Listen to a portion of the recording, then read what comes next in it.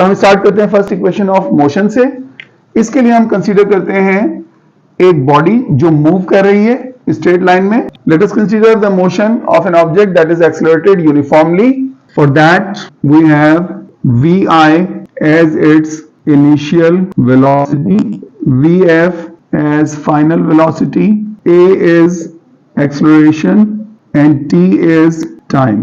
As we know that the average acceleration is given as a is equals to change in velocity divided by time. So जब भी आपको change find out करना होता है तो आप change कैसे करते हो? आज आप 15 साल के हो, 5 साल पहले आप 10 साल के थे, तो आपने कैसे चेंज निकाला? 15 माइनस 10 आपको 5 मिल गया, तो ये चेंज है। या सुबह आपके पास आप घर से निकले तो 100 रुपीज थे, वापस आए तो 3 रुपीज बचे, तो कैसे निकालेंगे? 100 माइनस 3 97, चेंज पता चल गया आपको। तो चेंज है final minus initial. So final velocity is vf, initial is vi and time is t. Acceleration is equals to vf is final velocity, vi is initial velocity and time is t.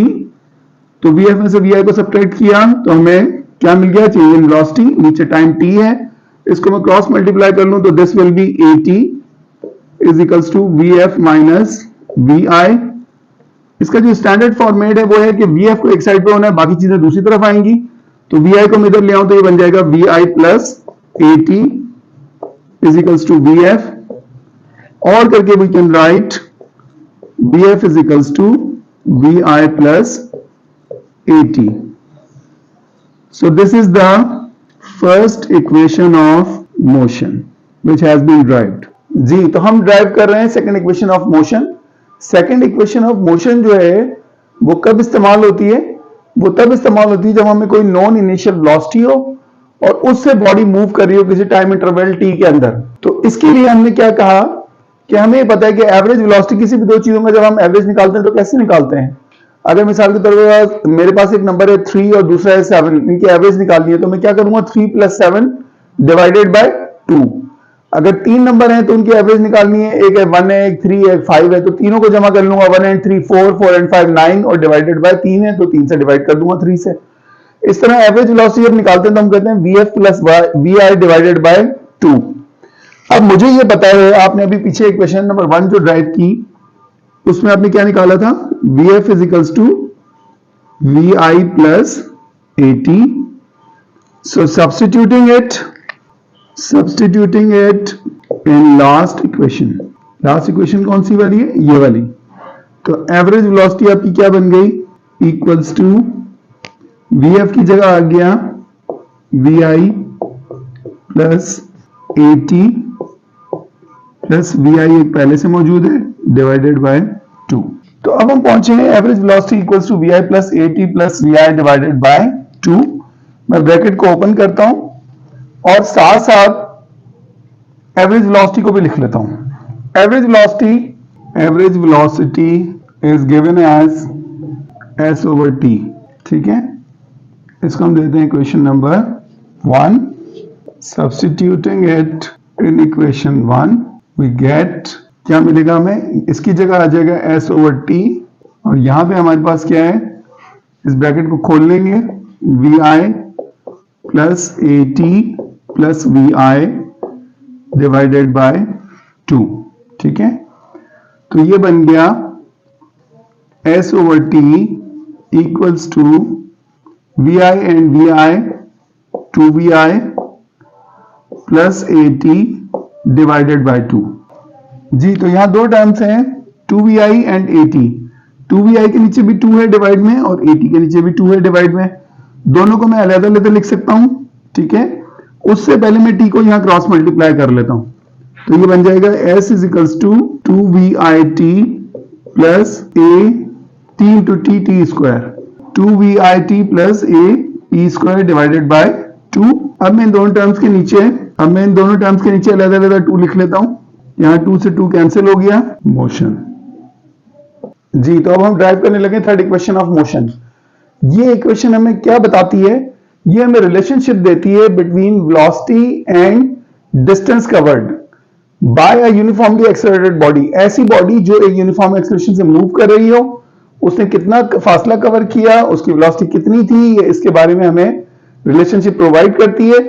इसको solve out करने के लिए हमें ये भी ध्यान में रखना पड़ेगा कि इसमें टाइम नहीं होता, तो ये ऐसी प्रॉब्लम में इस्तेमाल होगी जहां टाइम इंटरवल दिया हुआ ना हो, ना ही दिया हो और ना ही पूछा गया हो। ठीक है, तो अब हम इसे जब सॉल्व करेंगे तो हम स्टार्ट करेंगे अपनी फर्स्ट इक्वेशन ऑफ मोशन से, और वो क्या है हमारी, Vf is equals to Vi plus AT।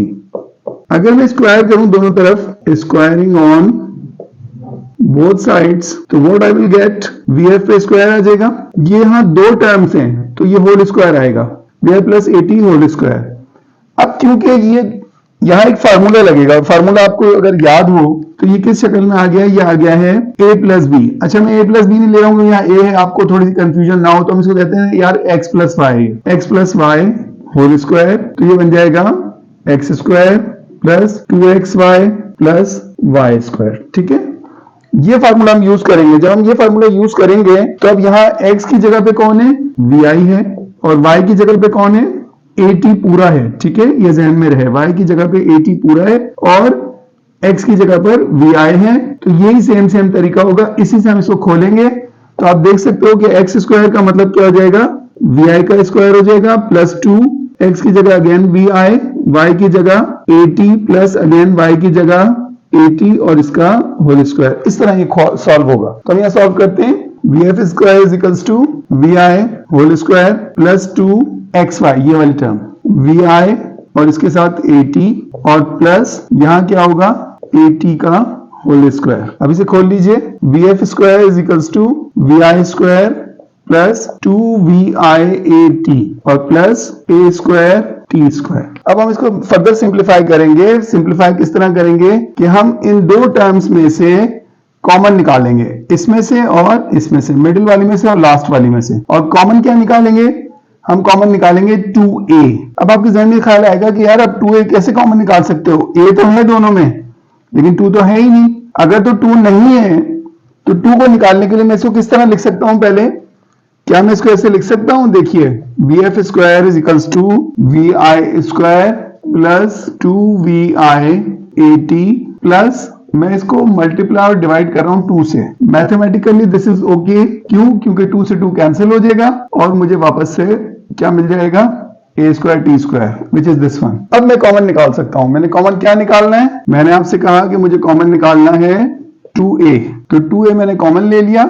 यहां क्या बचा, viT प्लस ये 2 बाहर जा चुका है ऊपर वाला, नीचे क्या बच रहा है, नीचे एक 2 है, 2 की जगह यहाँ 1 बचा और यहाँ एक a बाहर चला गया है, ये बच गया आपके पास। This is what, this is second equation of motion and this is equal to what, since VIT plus half AT square equals to what, S। So therefore हमारी इक्वेशन क्या बन जाएगी, वो बन जाएगी Vf square equals to vi square plus 2a और bracket में क्या आ जाएगा, s आ जाएगा, 2s। तो इसको आप और सिंप्लीफाई सेट करके लिए ब्रैकेट को खोलें, Vf square is equals to, ये vi स्क्वायर है और प्लस 2as। तरतीब से लिख लीजिए, इसका स्टैंडर्ड फॉर्मेट है 2as इज इक्वल्स टू, ये हो जाएगा माइनस हो जाएगा Vf square minus vi square. This is what, third equation of motion.